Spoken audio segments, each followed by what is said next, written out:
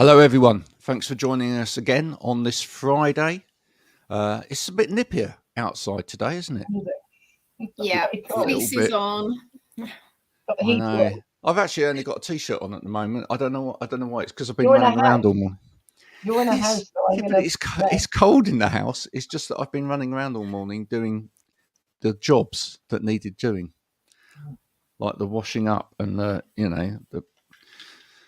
I was going to say ironing, but I haven't done any ironing. I've done some washing. No, don't laugh about the ironing because I know that's normally my Sunday pleasure. I love a bit of ironing. Do you love it? By the way, folks, this is our guest today, Deborah. Thanks for joining us. Good morning. Good morning. We're going to talk training in a minute, but let's talk about ironing first. Do you enjoy ironing? I have know how many years. So I'll buy something thinking, oh, this is really lovely. Wear it, then it goes in the washing pile, gets washed, and then sits in the ironing pile for the next however many years. It's hard to There's iron. more to life than having to do the ironing. I used to iron underwear and bedding, and then I had children, and then I didn't. And now I only iron things that aren't lycra. Yeah. I'm going to go deep on the ironing thing for a minute. My favourite thing to iron is a man's shirt. I have to say, I love doing man's shirt. That's easy, right? Any man out there that says it's really difficult to iron a shirt, it's really easy to iron a shirt. There's beautiful methodology to it, as long as you approach it in a particular way. Unless it's got those the sleeves that are like in cut in the middle, then it's more difficult. But it's really easy to iron. Of course, things like t-shirts and things are really easy. Worst things to iron are ruffle skirts. I wouldn't buy one. I just wouldn't buy one. They're really hard. We could tie this into what we're going to be talking about today. Is I was how hoping to we make would. ironing a training course for ironing interesting. I did have somebody once do a thing on how to fold a t-shirt very quickly. So okay. Was that a micro teach? Was it? Yes, they did how to do that. So you name it, someone has taught me how to do it. And usually I say I'm going to go learn, and I don't because I realise I haven't got time. But. Okay, so just to explain, so both Deborah and Marianne are both involved in training, and so we're going to talk about training a little bit. But it's interesting. So if we took ironing, right, before we get deep on the training side of things, if we take ironing, what would be the kind of misinformation if aliens landed on Earth and they saw us doing the ironing? They probably think that we're mad because they probably invented some way of doing it without doing it. And they probably don't even wear clothes. Right? They probably progressed to the point where they don't need to wear clothes. And therefore it's, they just look at us and go, well, that's silly, isn't it? Having to buy and do all of this washing and stuff. But what would be the thing that people would forget to tell people if they were training them on how to do ironing? Well, you know what my answer is going to be, Graham, straight on. Do I? That's the bit people always forget at the beginning. Aims and objectives. Yeah. Because that alien wouldn't know, would they? They wouldn't know what. Because for them, they would be, we'll just put it on. So they wouldn't really understand. So I don't know. So you're Deborah. Yes. People forget that bit at the beginning. It's one of the biggest bits when I'm training people. That's the bit. Or people actually that come on to my training that already do training, they forget that bit. They just launch straight into telling them how to do something. It's having assumptions that people know absolutely everything. Why are you there? And you don't necessarily know why you are there. So it's making assumptions on your knowledge and not on your audience knowledge at the end of the day. Brilliant. Yeah, it's and we all, I think people forget that, well, for a start, you get some people that have been sent there because they were told the day before and it happens, or that morning. So they literally don't know why they're there. They get some people that are there and they don't really want to be there. I did some stuff on intrinsic and extrinsic motivation. I brought that in this week. And then you get people that think they're there for one reason, and then when they get going, they're like, a lot I had this week that I were training had assumptions about what it was going to be. Well, they said they didn't have assumptions, but then when we got talking, they had assumptions about what they thought teaching was. Right. And as we got to the end, they said, now I see how this fits in, and that teaching isn't a teacher at the front of the room type of thing. So yeah, it's sort of all the way through realizing that people have assumptions, even though they don't really know they've got them. And hands up, I've had them sometimes. Yeah. And have, but sometimes I can ask beforehand why they want me there, and then as I go through, I think that's not actually really why I'm here. This is why I'm here for another reason.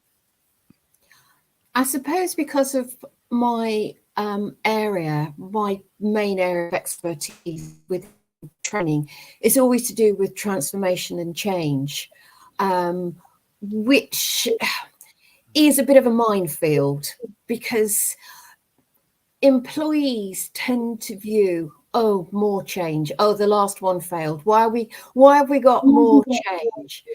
So I've got always two stakeholders who I've got to keep happy. I've got the shareholders, the stakeholders, the business, because they want certain things to happen. But the area that tends to be forgotten is the end users, because if we haven't got the end users on board, doesn't matter what change, what transformation you think you're bringing in, what magic wand's going to be waved, if you haven't got the end users on board, it's going to fail. And I don't know how many times I've seen that happening, and that tends to be where I come in. Is your end user your customer? Because just this week, actually, interestingly, that has come up, and it's never, I guess, because I'm going into businesses a bit more and looking at things more. Is that your, as in the person that's using your product? Yes. User? Well, I have the stakeholders who are a customer, yeah, but I have the end users as well. It's not just one customer. There's more. It might be quite useful at this point, Deborah, to just explain a little bit more about your role so that people get a clearer picture about what it is you do. What do I do? Right. I trained as a teacher for adults and further education because teaching has always been my passion. However, I realized very quickly I wasn't a good fit for schools. I would probably be getting more detentions than the students. There's another one.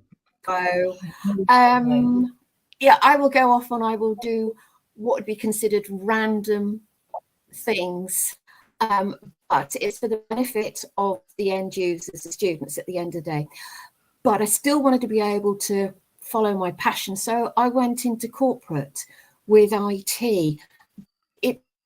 Although it's predominantly IT, CRM, ERP systems, there's a little bit more to it than that. But it's still enabling the end users to go away and to be able to do their jobs well, if not better. So it's still that passion of going in and doing that. And I tend to do a lot of contract work. So there's a problem and they bring me in and I have to come up with this amazing solution, which sometimes isn't very popular. And it's getting the business and the end users on board to see how it's going to be beneficial to them. That's that bit of that, as you were saying, people don't like that change, but I think people don't mind. I'm not going to say they don't like it still. They don't mind it so much if they understand why. And I think a lot of the problem is that I'm not going to blame managers here, but it's not their skill necessarily. They'll deliver that news, but they don't explain why. So even when I do supervision with groups, I said, if you explain to people why something has to happen, they'll be on board with it a lot more. Yeah, it's doing the change with them, not to them. Yes. And that is the bit that is frequently missed at the end of the day. They feel it's being done to them. You know, why should I bother having to learn something new yet again. Why is this going to make any difference whatsoever? And sometimes I will set up sessions where they're allowed to have a moan, because you can't moan in a workshop. It's not allowed. But it's letting them get their concerns voiced so they feel they're actually being heard. And then they can go away and think about it and understand more of why this is happening. And then when they come to a workshop or virtual, then they're more keen to listen, to take on board what's actually going to be shared that day or the days, depending on how complex the system is. It's really interesting you say that, because I went into somewhere, I had to do some moving and handling training. So now I tend to do the trainer stuff. Yeah. I remember going into this particular nursing home, and I think they'd been taken over a few times. There'd been all sorts of problems. And I went in to do some moving and handling training with them. But when I got in there, they were literally like this in little groups. And I thought, oh, I don't think I'm going to be doing any moving and handling for a short while. So I literally let them, as you said, because there was no way on earth that I was going to be able to do anything with them, because we had a barrier up. And I understood that, you know, and I said to them that I know you've gone through a hard time. You know, should we just unpick some of this just for a short while? Because there was absolutely no point, as you said, because it was just going to be constant. And it gave me a little view into what was going on in there as well. And then I did 4 sessions. So by the time I'd sort of got to the second and third, I said that some of the issues you've got, they are going to be addressed. So can we put that to bed now? Because there's no point in going over and over and over that, because that's just not helping anybody, really. And it really helps. With training, I hate icebreakers. I mean, anyone says to me when I'm on training, I'm probably one of the people to have a training course. Oh, you're breaking up a bit, Deborah. Oh, okay. Is that back again? Yeah, that's better. That's better. Yeah. Icebreakers, you know, my heart sinks. So I had a very demanding group, and I have a flip chart, virtually or in person, and I ask what are their expectations and hopes for the day. And I find they're incredibly honest. Write them up. I sometimes have to cut the swear words out. Write them up. Well, we do come to an agreement of what I write on there. And then at the end of the session, we go back and revisit it and say, did we meet these? You know, are you still feeling the same? And that actually gives them, I found, works really well and gives them a very good focus point to feel that they're actually being listened to. And as running the workshop, it gives me an inkling of who might be the most difficult. So, yeah, I've always found that works really well. I like that. Yeah, it's funny, icebreakers, the group this week I've been doing it with, you know, there were varying degrees of who liked what. The corporate world, it seemed somebody had been working for quite a large company and restaurant, and they said they didn't like it was a lot of the cheesy icebreakers that this person, and this, I don't, whether this was relative to it or not, they're autistic, and they said I just don't like that. But I think a lot of people don't. Yet one of the other ones, like the one truth or 2 truths and 1 lie or whatever it was, and I said I can't bear that. As soon as I hear those ones, for me it's just to find out like what their background is. But that one I like, because it does that. It's a bit like the ground rules bit, isn't it? It gives you an idea of. But even when you do the ground rules, people sort of look blank at me, and I sort of say we usually respect is quite a good one. But that one kind of does that. I think particularly if I'm going into, like you are, into somebody else's environment and they are a team, I try to say to them that actually I'm now the outsider here. So I'm trying to see what's going on here. And, you know, and that would, and it really does, I think it massively helps because, and I also say if managers want to know a lot, they should speak to trainers, because trainers hear and see things that nobody else does. It's funny, isn't it? I mean, it's funny. The whole term icebreakers is a bit of a funny one anyway, right? Because for me, that's like, so really, term icebreakers is really sort of like getting to know people, right? Now, quite often, especially with corporate training, everybody in the room does know each other. And the only person that potentially doesn't know everybody else is the trainer. Yeah. But the trainer's probably equipped to be in front of a group of people that they don't know, because they do that on a day-to-day basis anyway. Really, the exercise that needs to happen there, it's not ice breaking, it's brain warming. It's the fact that you've got a group of people that have come into a room, especially if you've got an early start in the morning or whatever, they're sort of like, morning, they've still got the coffee in the hand or whatever, that, they haven't really fully cognitively warmed up yet. And then they've suddenly got to get into thinking about stuff. I think that one of the biggest things is that I see with trainers is, and I'm turning the heater off because it's really hot now, is that trainers don't think about why they're doing it. So one of the biggest things I say is, what's your objective? Why are you doing it? Like you said, Deborah, you know why you're doing that. And that, at the end of the day, no matter which way round you look at this. So the group I went into this week, it was really funny because when it came to lunchtime, I said, what do you want to do about lunch? And one of the guys was fairly new, and I have this whenever I go in anywhere. He said, oh, we have an hour. And I said, oh, right, okay. So you're having an hour then. Whereas if it's an open course, everybody wants half an hour because they get to go earlier. Whereas when it's in their workplace, they won't get to go earlier, so they want their full hour. But whichever way round you look at it, is that generally, if people can't see why you did that with them, that essentially you've just wasted that much of their time off the end of their day. And I think, I do various exercises with them, and I say, if I know that if I work with carers, I know that carers are probably more likely to be open to doing game type things.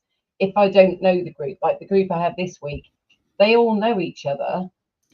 Well, actually, one of them was quite new. One of them was one of the managers, but they don't tend to sit in an environment like that together learning. So even with that, I always, for me, mine's a little bit of a boring icebreaker, but it does what it needs to. What's their name? Because I need to know. What do they want to be known by? What's their job role? Because there was various ones. And what training experience have they got? But that could just be showing somebody what to do. It could be football coaching. And then at the end, I ask them if they got any hobbies or interests, purely because when they do their micro teach, it helps me with that. But also, I think it just helps then when you're chatting. But one of the best icebreakers is break times. Yeah. Having tea and coffee. The best conversations you have are when you're making a drink with someone. Yeah. It's interesting that you do train the trainer, because I have to train my own course that I've done, because I have to matter experts to be able to deliver some of the very technical elements that we'll work together, but there are some parts I just cannot do. So to do with you start doing any of the background to train the trainer and all the hints and tips, they have to write no more than 15 minutes little micro session with absolutely no information, no guidance, and bring it and have to deliver it in front of everybody. And it's sort of, but you haven't taught us anything. No, but I want to see your strengths that you've already got, rather than going through things you don't need to know. And there is a lot of panic. The other rule I have is it's to be nothing to do with work. Nothing to do with work whatsoever. It's got to be outside that you have to do this. And we all score each other. Maximum of 10, 5 for presentation and 5 for content. We'll put our scores up, and when everyone has done theirs, I then do mine. And my little micro teach is donuts. Are they more than just a sugary treat? And they sort of look at me thinking, has she lost plot? But I've very carefully developed all this so they can understand what they need to deliver. They mark me as well. So I'm not excluded from that. So they understand that, we are all in this together. And I make mistakes too. So doesn't matter how many times I deliver it. I can have an off day, but it's how to recover from that and what they do. That's one of the biggest things, I think, isn't it? Is that I make quite a big thing of when things go wrong. In fact, it's quite good when they go wrong, like my laptop falling off the lectern before I'd even started teaching. That was a moment. Memory stick not working, forgotten charger. But I actually use it as a moment to be able to show that this stuff happens and how you deal with it. Because those things do happen. It doesn't matter, whatever, power can go off for all sorts of stuff. But it's, as you say, it's how you deal with it. It's like being that role model, though, isn't it? Because there is no such thing. I was with Graham asking me to come and join you this morning. I was trying to think of 3 words if I had to sum up what good training would be. So I Googled it, and there was the same old that came up. And I thought, but that doesn't really describe good training. So my 3 words, that good training should excite, inspire, and motivate. And if your training doesn't do that, then it's not good training. I like that. And I thought that should sort of sum it up and could be applied everywhere. It is the motivate bit. What I love this week, I've been working with the company Dalmaya this week at CCTV systems, completely nothing. Like, I don't know anything about CCTV. Well, I do now, actually, because one of them taught me quite a lot. But what I really loved was I sat back and I came back to Graham really excited about it all, because I'd had to I've worked for quite a long time to try and get this business on board, because it was deemed that they didn't need it, and I totally get why. They've got some technical people, so that's what I was saying earlier. They've got technical people who know all about the systems, but then they have to go and I'm going to say show how, and I'm going to use that word carefully, show how you use them to the operators at stadiums and all cricket grounds, whatever. Then you had the other person who was a salesperson, so they have to go out and sell. So before they've even got that far, and I think there's somebody else that was engineer, I think it was, and so. Do they need it? Arguably, people would say no, they didn't. But I know one of the managers fought for them to have it, because he said, actually, there's a lot. I've learned a lot about the whole process of getting the contract and all that kind of stuff. And so you've got the salesperson they're quite a high-end product. So actually, the person that worked in sales said, actually, I'm really, really interested in this, because I do have to sell this, which means I've got to educate them as to why these systems would work for them. So I was like, great, that's you on board. And then the other guys were a bit like, not really too sure. But the reason why the manager said was because they go out, they'll be allocated a certain amount of time to train them on these systems, really technical systems, because these systems are high end and they do the most amazing things. So he said, how do I don't know how we're measuring how they know what they're doing, or people know what they've got to do from the beginning. So what I really loved was that I sat back at one point, it was when they'd done their micro teach, one of the managers came in and said, oh, I like this that you've done, and it was just a matching task, very simple on paper, no tech, nothing. He said, I really like this. And he said all of them together then worked out that from the sales team, they were selling X amount of time of training, but the the people that were doing the training were saying there's not enough time, but nobody had had a conversation about this. So then they were saying, you know, we really need to look at how much time needs to be spent.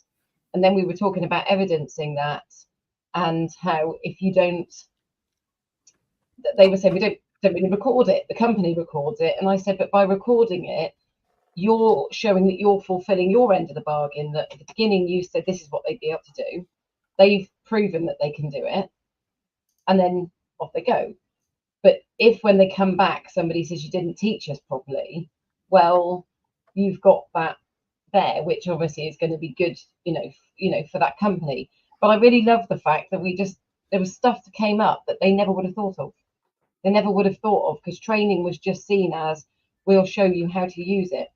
And something I come back to Graham and said that, I think you've got it as you wrote it down, that if you're selling somebody something that's got all the bells and whistles on and everything else, if you go and buy a car, I'm guilty of it with mine, I've got an electric car. That car is only as good as, you know, if you're not going to use all of the things on it, if you're not shown how to use them.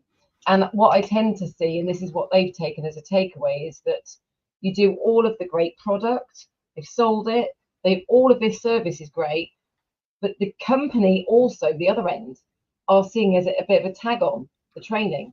But actually, that's actually the icing on the cake. If you don't get that bit right, you might as well have a cheap system in. And it's getting the customer to see that that bit is important. It's not just an add-on hour. It's actually as long as you need it to be. If you aren't giving your workforce, your end users, the knowledge and the practice to use this system in real work scenarios, what was the point of spending all that money? Exactly. You might as well, as I said, you might as well just get a cheap system and put it in, because, you know, otherwise it's just decoration and it's a waste. And it must be actually, you know, for manufacturers, when they've got this great, you know, tech, amazing things they can do, and you see it with what you do. What's the point? You know, they must get frustrated seeing they don't use it, and it's like, because a lot of the people don't use things because they don't know how to. I'm going to be honest. I've actually seen industries where they don't want people to use it. Yeah. Right. I've seen industries where they don't want people to use it because they know it doesn't actually. It's not fit for purpose. And so what they do is they sell, and they talk about what it can do, and they talk about how effective it could all be for the end user. But then what they do is they deliberately don't worry about how ineffective the training is for the end user, because they don't want the end user to find out they can't do what they can't do. Okay. Yeah, I was on fixed term contract, very, very well-known company, and they said, if you have time, could you have a look at this new learning management system that we're having in? It's supposed to be doing X, Y, and Z. Yeah, if I get the chance, then I'll go and have a look. They had invested quite a lot of money in this, and they're expensive. LMSs are had expensive. a look, and it was going to fail. In fact, the company could be shut down. It's going to fail. And I had to go to the board and tell them, you've got a lemon, which is not the type of conversation that you want to have. But I did bring a solution. And it's because the wrong people were in the room. Oh, we've lost you. They were blown away about it. Does that? And they weren't asking the right questions. Yes, this is what, when we had Paula, a colleague of mine, Cashmore, on, we were saying, because I work in the care sector as well, and Graham, you'll see it when you come to some of the shows, and you've seen it as well, that you get all these tech people at these shows, and what happens is they'll blind somebody with the shininess. So a manager that comes along, who's probably the worst person that should be, unless they're tech minded, they'll blind them with it all, show all the shininess, sell it. But as Paula was saying, it's that she says time and time again to these companies that, you know, you may get that one sale, and that's fine, you may get it. And just because that company the care company stays with it, they're not staying with it because they're happy with it. It's just it's too expensive for them to change it because everybody's, to me, they've changed over to that. But that's not a good sale. To me, that wouldn't be a good sale if I if actually it said wasn't. that to a major event the other day in a sort of planning meeting. I said, do you know what? End users don't actually want to see the tech. They do not want to see the tech, right? But you will have a show and all you'll see is the tech, right? That's easy, and that's really easy for someone that's a tech company to show their tech. It's simple, right? Here's a phone. I'm going to show you my app.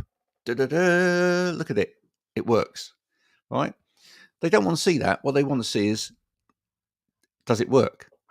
And they want to see, does it work? And what is it doing at the coalface, right? That's what they want to see. So I'd rather go to a show and someone actually shows me like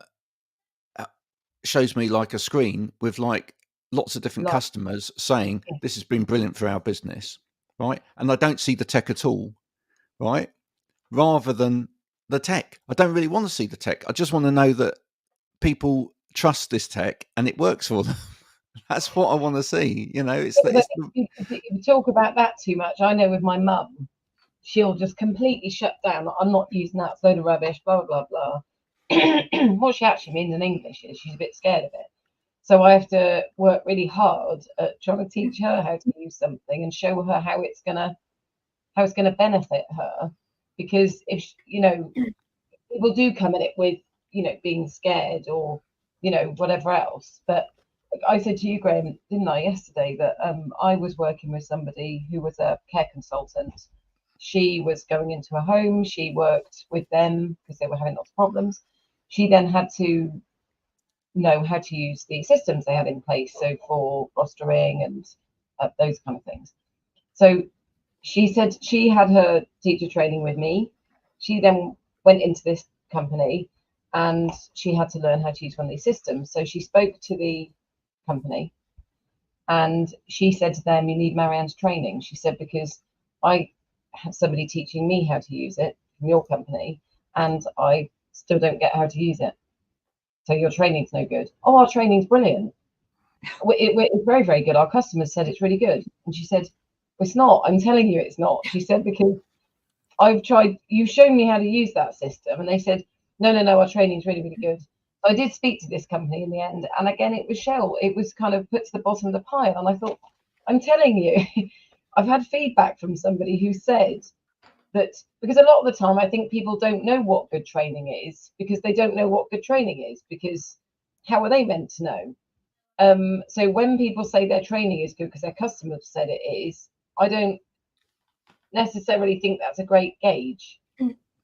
No, for me, a good gauge is if the training that's been delivered, how much is help desk being bombarded or not? And so I don't care what's on the evaluation form, that is meaningless. Yes, it's done, but what use is it? Genuinely, it's better to have a catch up a week later. But have you hit any problems? Is there anything we need to go and cover again, or we didn't make it clear enough? And check in with help desk. What problems are you getting? Because that's a really good indicator that training has or doesn't work. Yeah. I bet you that doesn't seem to be ignored.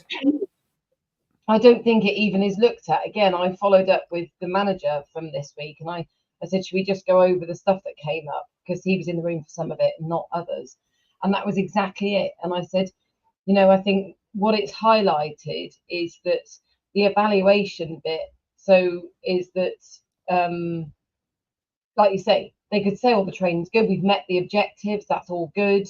But actually, could they offer a service with the same with the help desk, which comes in with the price? But they don't want to be bombarded constantly. But is anybody actually reporting that back to say there was this particular bit that people were struggling with? Because if it's a particular bit, then that bit it's something that needs to be addressed. So yeah, and it probably isn't. If there's no process involved, if there's no process in there, then that data isn't being captured. I mean, I know that I laughed this morning to Graham. I said every time I come back from delivering a session, I usually want to change what I'm doing in my business. But also, you know, the stuff I've done this week, because I went into this business, they weren't actually going to do the qualification, but they've actually decided to, which is great, isn't it? Yeah. But actually, I delivered it. I changed the way that I put it together so it was less qualification like, because I'd come from another company. And actually, they've now decided they want to do the qualification, but I delivered it in a way that because I suspected this is what would happen. But now it's made me go, do you know what? I actually want to deliver it that way, but I need to change my assessments because this bit works. So I've just created a whole load of work, but I know that it's going to work because there's a lot of people I go into to deliver training to. And if it's got qualification attached to it, people get a bit sort of panicky, and it doesn't have to be. So I've just created a whole lot of work for myself, but it's because I know that it's going to benefit the end user, which benefits me actually. It was interesting that you were saying about people not understanding how to use something. Company I was with, and everyone had their own training budget, but it wasn't being used internally within the training department. They were going and spending it outside. I thought, why aren't you spending it internally? So I decided to go and hit finance first of all, and went around the whole department with the finance director's approval to try and find out what training people were looking for. And I ran one very special course called,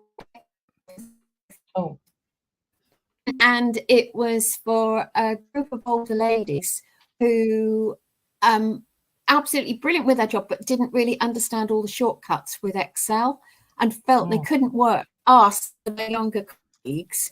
So I did a very short session with them, and they were sort of creeping in through the door. And I said, you know, come on, this is really Excel for the terrified. They went out happy and smiling. And a while later, the finance director phoned me to say, I don't know what you did or what you said or anything in our session, but I've got a group of very happy ladies. Thank you so much for that. And I thought, that's absolutely perfect. And if people ask, yeah, what's one of your proudest moments? And I would say, yeah, running Excel for the terrified, because they were. And they said, how can you name it like that? Well, why wouldn't I name it like that? But I think what happens quite often though is that, and again, this is what comes up with the aim and objectives bit, is that I say, what is it you want them to do at the end? And actually, the problem is if you get somebody who is a subject expert on whatever it is, they want to teach them all this. And I'm like, but they only needed that. Yeah. All they needed, you overcomplicated it and you scared them. So actually, if people know that we're only going to be doing this and we're not doing this advanced stuff, they'll be less scared. And actually, in the end, you probably end up teaching them a little bit more because they weren't scared. Yeah. Weren't scared. I love that. But yeah, that was one of the most rewarding sessions I've ever run. And I hate to think about how many I've run.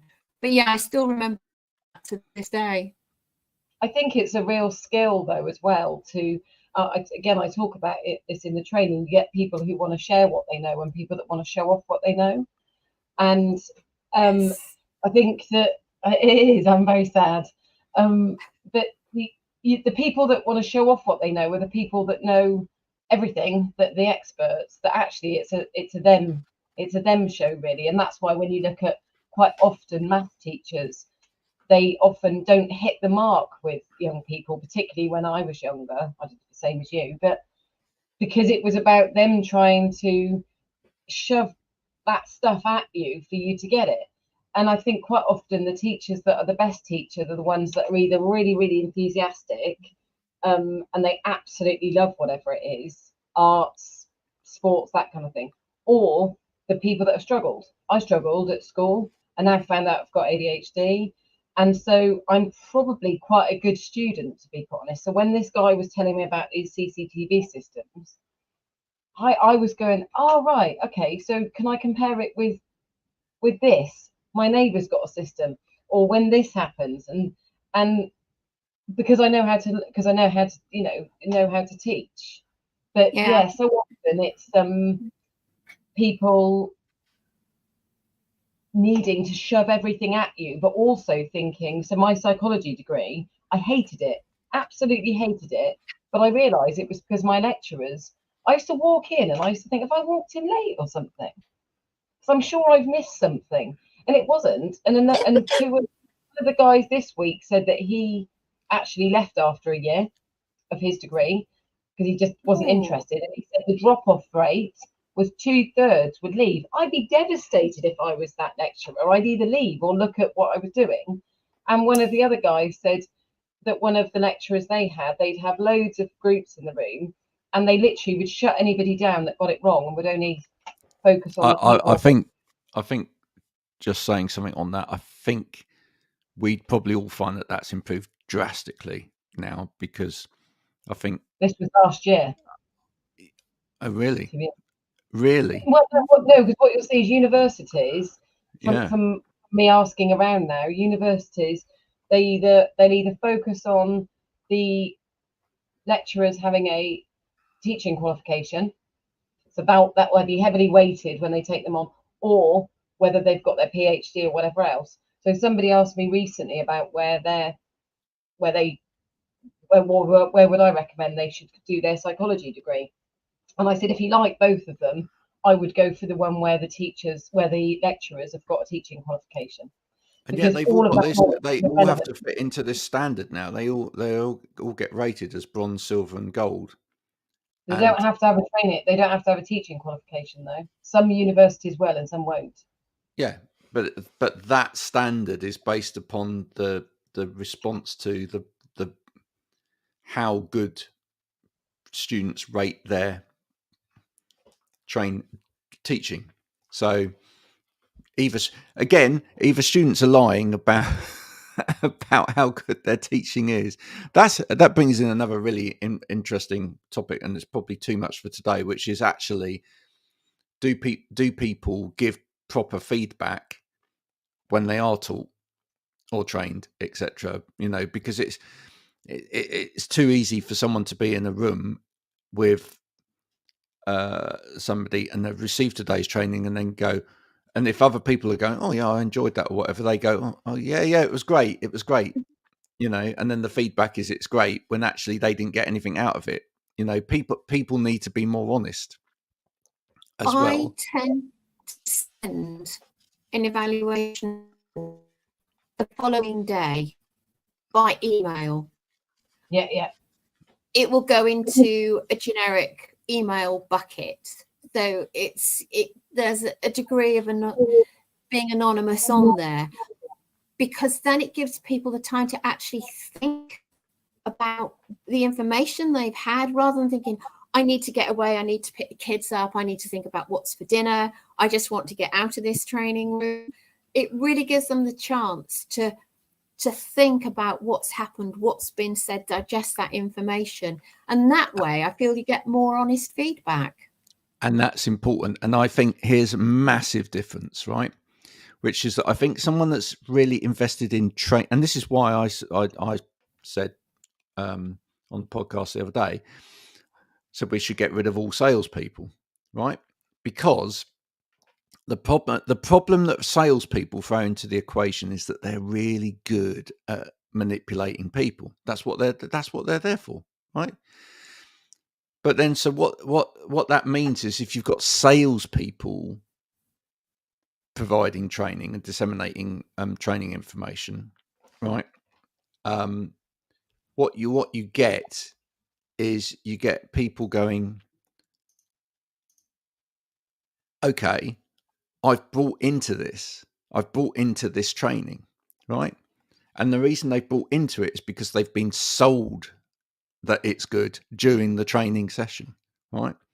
A salesperson will be really good at bigging up the fact that this is great training, that everybody's had a great experience. They will sell the experience as they're delivering the experience, to the point where everyone will go away going, yes, that was a great experience or whatever. They're not being asked to think for themselves, was that a great experience? They're not being asked to challenge that experience. They're being sold the experience. So they come away from it thinking that was a great experience. And Yeah, that's and not what a trainer would do. That's not what a trainer would do. A trainer would go into it asking people to evaluate the training, and they would want to know if the training was failing. They would want to know so that they can change up the training, right? That's the difference, you know. Feeds back into me asking, as I mentioned at the beginning of the session, asking for what are their expectations and hopes for the day. Because then, in a way, I'm sort of getting early feedback before we've begun, and then going and revisiting and seeing whether they still agree with what they said at the beginning of the session as at the end of the session. And if it goes over more than one day, then I would still go back and ask, are your expectations and hopes still the same, or have they moved on to something different? So it's this continuing evaluation back. Yeah, no, totally agree. We're getting towards the end of our time today. I just wanted to pick up on one last point, which was I did love the point where we were talking about feedback from sort of customer service, the customer service side of things. And I'm just going to do a little bit of a plug at this point as well, because we've just launched a social media marketing course, etc. And one of the things that I'm going to talk about with people on that course is the importance of aligning all three elements of your business, right? Because I too often see that marketing people think that, or business people think that the marketing side of their business has its own strand away from sales and customer service. But actually, in this day and age, it shouldn't at all. And if you really want to do a great job of marketing your business, you've got to be listening to sales, and you've got to be listening to customer service. You've got to be listening when customers say that it's rubbish. You've got to be listening when customers tell you that you've got it wrong. And you've got to incorporate that into your marketing. Now, people really struggle with that. It's like, well, how can I market the bits of my business that are seemingly going badly, right? But actually, if you can show that you're on a journey and that you're transforming what you do because you're listening to your customers, they will love you for that. Because everybody accepts that, you know, nothing's perfect. And actually, you know, I mean, that's what we all believed in the 1970s, right? That's what we all believed when it was, or even before that. It was like, you know, presto, cleans all your wash, and, you know, gets rid of every bit of dirt. It, you know, we understand. We're getting to a point now where we see more balance in all adverts. If you look at a washing powder advert now, it will say to you that, you know, you'll probably struggle to get rid of all of the dirt if you wash it on a cold washer. We're trying to create new technology to help with that. It's more real. It's becoming a bit more realistic. It's still buffered, but if you can listen to your customers through your customer service, and you can show that as part of your marketing effort, show that the journey, show the story, show the progression, that's effective selling. But I think so often people just focus in on the marketing. They just see the marketing as a separate entity. You then see that, so again, like this company this week, yeah, they cost a bit more, but actually this is why they cost. So actually the sales guy, and he actually went through it with me, because he said, I'm going out to a company that we want to do more work with. We've done a bit with them off the back of something else.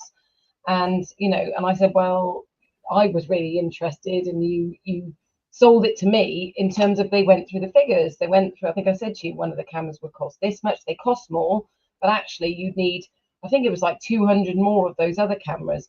And I said, right, okay. And then he went into, so on the surface of it, it's more expensive, but actually you've got the upkeep over 5 years. The upkeep of 200 cameras is more than it is of 8, let's just say. Then you've got the vandalism. There's, you know, and I was like, well, you educated me. You educated me. You didn't just talk at me. And that then becomes, as you said, if you talk about, okay, well, we did it like this once, but it went wrong. And I think that's that whole now people realizing that if you're honest to your customers and you show up, I think there's a little bit too much on social media of the showing sort of too much of stuff. But if you are transparent, and that's why I say to customers, you can do a train the trainer with some companies, and that's fine. That isn't accredited. It's not worth the paper it's written on. I'm not saying it's rubbish, but if you do it with me, it's going to cover this, and it will have been through those. So it's just being transparent, and that I know that there's many companies I've heard of that will then say it's a level 4, and I've said it's a CPD level 4, and I'm not saying that's bad, but it isn't level 4 that people would think of in terms of a qualification. So it's not lying, but it's not being fully transparent. Whereas I would rather say to somebody, this is what mine is, and this means it's that, you know. A really good example of marketing and listening to the customer is Dyson. And I have to confess, I had a contract with Dyson, and I was sat next to the marketing team, and there is a very, very specific formula that Dyson work to. And I don't know if either of you have ever been to their demo store in Oxford Street. No, Because but I did go to the factory when it was at Malmesbury. Okay, I was out at Malmesbury where I was working, but I spent a week out at the demo store in Oxford Street. And I went in as a secret customer to start off with, because I wanted to experience the air wrap. And they didn't know that I worked for Dyson at that point. I did debrief them and was honest. But it was the whole customer experience, the learning that you go through, the knowledge of the salesperson, but it wasn't pressurized. It was actually teaching you about the product. And you go and use any of their vacuums, the cordless ones, and they have a whole shelf, and you can go and choose different items off their foodstuffs, dust, pet fur, whatever, and you throw it down on the floor and go and use one of their cordless. And they've got the robot one there as well. So it's the whole customer experience, but learning at the same time. And they have got it. It's absolutely amazing. It's a real customer experience. The thing is, you're going to buy something because at the end of the day, you're going to buy something because you want to buy. If that's not in your price range, you never are anyway, are you? No. To a certain, but at the end, but selling somebody something, this is the same as buying a car, isn't it? Whatever it is, that, as you said, by having a go with it, you can see that it does what it needs to, or not, as the case may be. Or, you know, and there we go. It sold itself. And you've been able to ask those questions. Like you said, the hard sell, I don't think the hard sell works. You may get one sale, but you won't get a return sale from that person. And there is a loyalty to Dyson, and I know it's not within everybody's price range. I still don't own an air wrap, so, because they are an astonishing price, but it's an astonishing piece of technology. So it's a very particular customer base for them. But the whole, how marketing and customers and the sales are all tied in together. It's a very good example of that. Because I